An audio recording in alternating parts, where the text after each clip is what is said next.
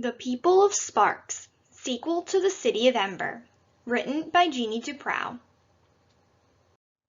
Chapter 25. Dread at the Last Minute. As Pelton's truck drew near the village of Sparks, Lena was more and more impatient. She longed to see Poppy and Mrs. Murdo and Dune. "Another day's travel," Pelton said. "We'll be in Sparks by tomorrow morning." Lena was too excited to sleep much that night. Her mind galloped forward to the people she would see tomorrow, and backward to everything she'd seen on her journey. She finally fell asleep a few hours before morning, and when she awoke she could feel immediately that something in the air had changed. A wind had arisen, a warm, gusty wind that bent the brown grasses and rattled in the leaves of the trees. The blue of the sky had faded to a hazy gray, and the heat seemed more fiery than ever. She felt something unsettling in the air, a warning, like the first traces of fever when an illness was incoming. "Could be nearly 100 degrees today," said Pelton, "but in a week or two the heat will start to slack off. The season's changing. You can feel it in the wind." They started out early. After only an hour or so, Lena could see the fields and the buildings of Sparks in the distance. She stood up. She was sitting on the front seat of the truck between Maddie and Pelton, and shielded her eyes with her hands to see better. There it was, and now it looked like home to her. The solid little brown houses, the tidy fields around them. When they came to the road that led to the Pioneer Hotel, Lena had a sudden idea. "Let me off here," she said. "I want to tell Dune I'm back. I'll walk the rest of the way." She thanked Pelton for all his help, and he thanked her in return. "Take a few of the things you found," he said. "Whatever you like." She rummaged through the crate until she found the magnifying glass, the magnet, and the little red truck, and she tucked these into her pack. "I'll go into town and help Pelton with the trading," Maddie said to Lena. "I'll meet up with you later at the doctor's house." Lena jumped down from the truck, her legs strong and springy, her hair flying in the wind. She ran up the road toward the hotel. She expected to see people at the river, washing, and people sitting on the hotel steps eating their breakfasts, getting ready for work. But the grounds of the hotel were empty, and when she went inside she found people milling about the lobby in confusion. Some of them were crying. She saw the two Hoover sisters, one wailing, the other trying to comfort her, and she saw old Mammy Progg sitting on a rolled-up blanket, grumbling to herself. People were arguing with each other. She heard angry voices, and questioning voices, and voices full of fear. For a second, she just stood looking, wondering what was happening, when someone spotted her. "Lena!" Her name rang out over the hubbub. Faces turned towards her, and people rushed up to her and crowded around her. "You're back! Where have you been? We thought you disappeared forever!" She saw Clary's face, smiling, and she heard the voices of friends from school, and Captain Fleary of the Ember Messengers, and someone who used to work in the shoe store. "Are you all right?" they said. "What a time to come back! Why did you leave? Where have you been?" Hands reached for her, arms wrapped her in hugs.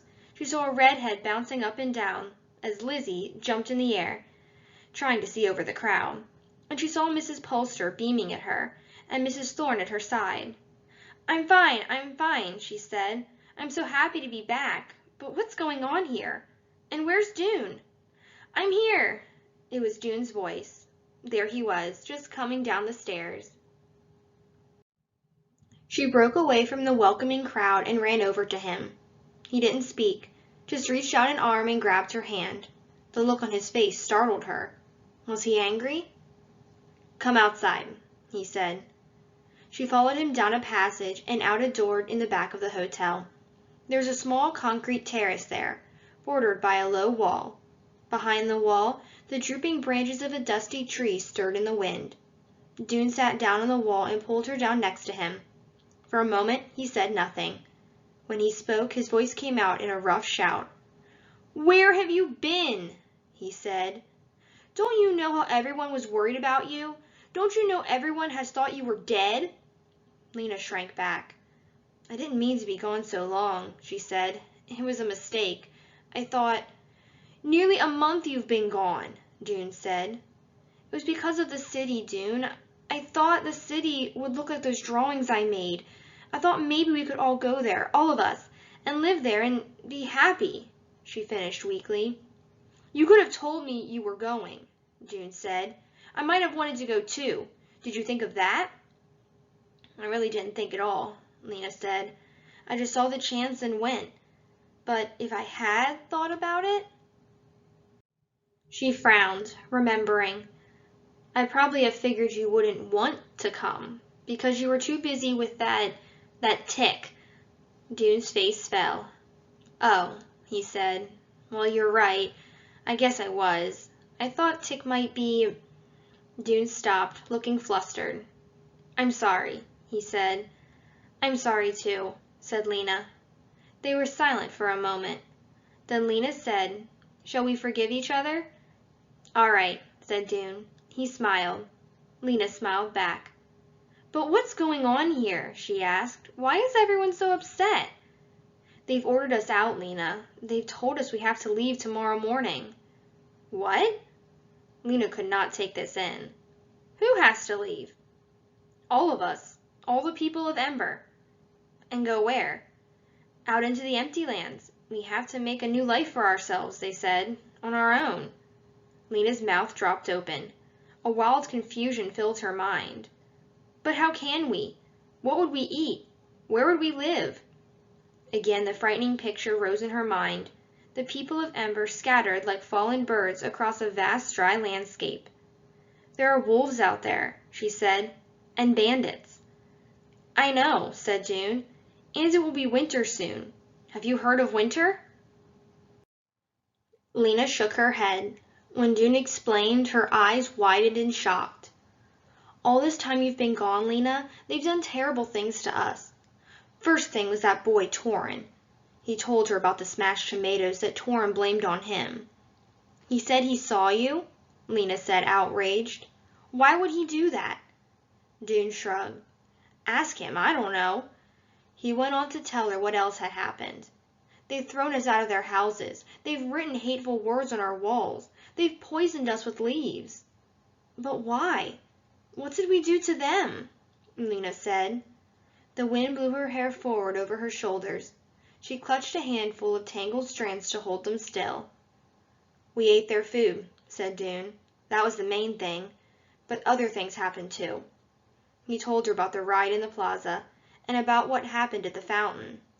"Now," he said, "they threaten to use their weapon on us if we don't leave. So Chick says we'll use our weapons on them."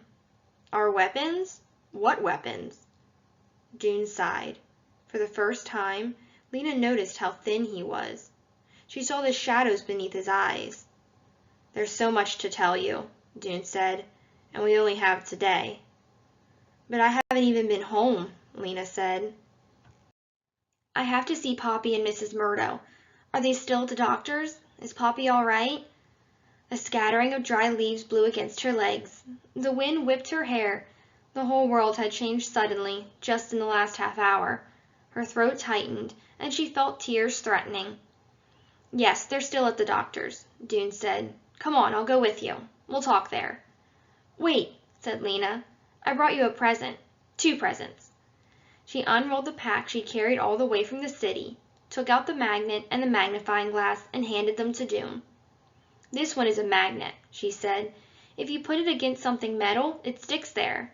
I guess it isn't very useful, but it's interesting. The other one is for making things bigger. I mean, making them look bigger." "Thank you," Dune said. He examined his presents curiously. He held the glass up and peered through it at the back of the hotel. "Look at something small," Lena said, "like a leaf or a bug." Dune rifled among the leaves on the ground and found an ant, which he set on the palm of his hand. Holding the glass above the ant, he looked through it. "Oh," he said, "look, you can see its knee joints, and even—" He trailed off, absorbed and looking. Then he raised his eyes to Lena. "It's like a miracle," he said. He blew the ant from his palm and looked around until he found a beetle. "Look at this!" he cried. "You can see it chewing." He tried a feather and a bit of a moth wing and a blade of grass. "This is such an amazing world," he said finally, putting the glass and the magnet into his pocket. I love it here, except for the troubles with people." Lena and June went through the village and up the road to the doctor's house. It was still early morning when they got there. When they came through the door, they saw everyone at the table eating breakfast. Mrs. Murdo was facing the door, so she saw them first. She stood up, her spoon still in her hand. She stared for a second, her eyes round, her mouth open, words trying to come out of it. Then she rushed towards Lena and wrapped her in a hug. At the same time, Poppy jumped down from the bench and dashed towards Lena and hugged her knees. The doctor stood up and watched his reunion wide-eyed. Torrin leapt up too, but not to hug Lena. He ran to the door and looked out, and then he cried, "Where's Casper? Isn't he here too? Where is he?" But no one paid attention to him. They were too busy fussing over Lena, asking questions and not giving her a chance to answer. "Where have you been? Are you all right? Why didn't you tell us? Do you know what's happening here?" Poppy yelled, "Weena, Weena, pick me up, pick me up!" And the doctor, thrown into a state of even more confusion than usual, murmured, "Some tea? Or, let's see, why don't we all... So glad you're..." And all around the edges was Torn, pulling at Lena's sleeve and saying, "But why isn't he here? Where is he? When is he coming?" And getting no answers. When things calmed down a little, Lena said, "Maddie will be coming soon. She stayed in town to help the roamer for a while." Mrs. Murdo stopped smiling and grew stern. "Lena," she said, "how could you go off like that and not talk to me first? And just leave that careless little note, which was not, I would point out, true. 3 days, you said. It has been 28. That was thoughtless, foolish thing to do." "I know," Lena said. "I'm really, really sorry. I didn't know I'd be gone so long." She explained how when she overheard Casper she thought he'd said a day's journey, when he really said 5 days' journey. And then, she said, other things happened, and it took a long time. "Yes," said Mrs. Murdo, "and we have had a long, long time to worry about you." She picked up Lena's pack, which Lena had dropped on the floor, and set it on the window seat. "And you know what's happened here? You know we've been ordered to leave tomorrow?" "I know," said Lena, "but I can't believe it's true." "It's true," said Mrs. Murdo. "It doesn't please me a bit, but what to do about it, I don't know. Come and have some breakfast." Lena and June sat down at the table, where the others had been eating raspberries and cream. Though Lena was so thoroughly sick of traveler's cakes that all real food should have looked good to her, she had no appetite. Her stomach was in a knot. "I can't eat," she said. "I'm not hungry. June and I have to talk."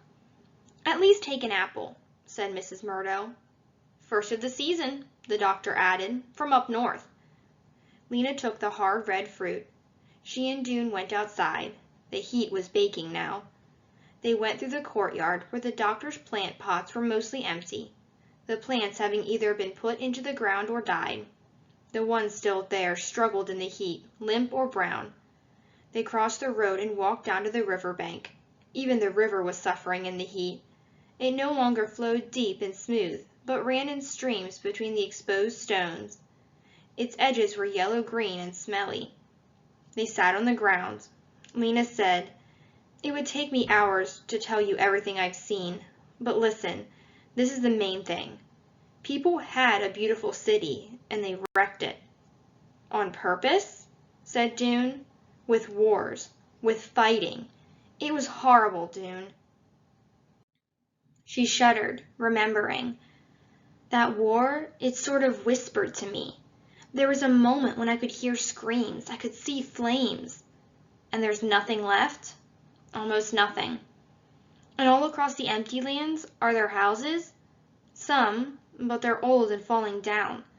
Mostly it's fields and fields of brown grass. There's howling animals. If we had to go out there and try to live, well, we couldn't. That's why some people, a lot of people, want to fight." June told her about Tick and the weapons he and his warriors had gathered. He explained the plan, how they would go into the village tomorrow, refusing to leave, prepared to fight. He told her about the terrible weapon the town leaders had threatened to use. "Yes," Lena said, "I've heard about the weapon, too. Torn mentioned it one time. But what is it?" We don't know, June said. If it's from the old times, Lena said, then it is so terrible that Tick's little weapons would be like twigs against it. The old weapons could burn whole cities. She clasped her arms around her stomach and bent forward. Everything inside her felt cramped, knotted up. Her hands were slick with sweat. There can't be a war, she said. But we can't leave either, said June.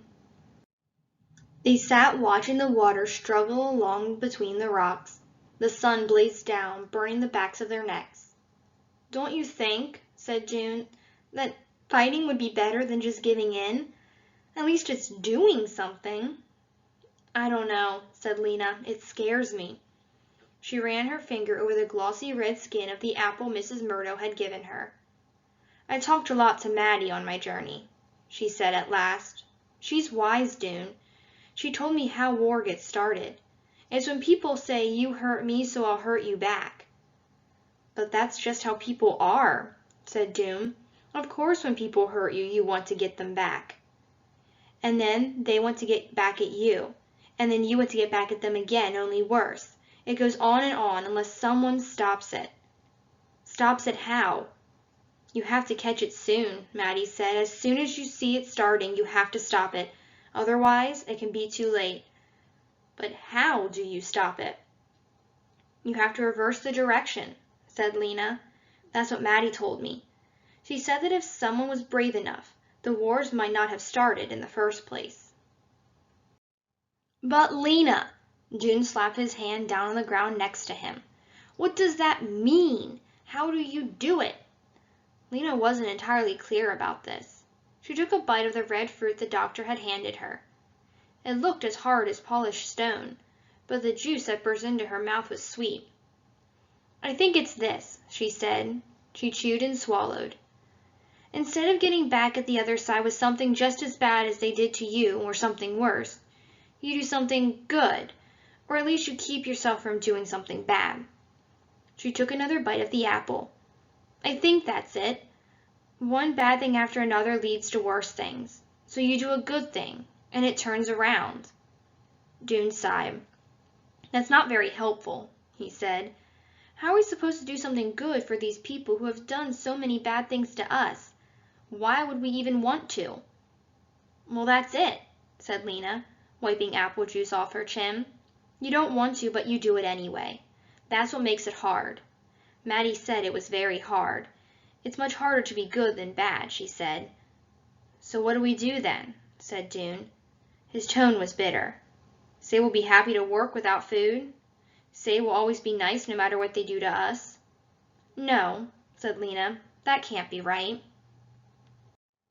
Or should we just go quietly out into the empty lands and not bother them anymore? No, said Lena. That can't be right either. She stared at the water rippling by. She was thinking hard. We don't want to leave, she said, and we don't want to fight. Do you think those are the only two choices? What else could there be? If we don't fight, they'll make us leave. If we don't leave, we'll have to fight. Lena discovered a tough part in the center of the apple, surrounding some brown seeds. She picked at the seeds with her fingernail. There must be some other way, she said.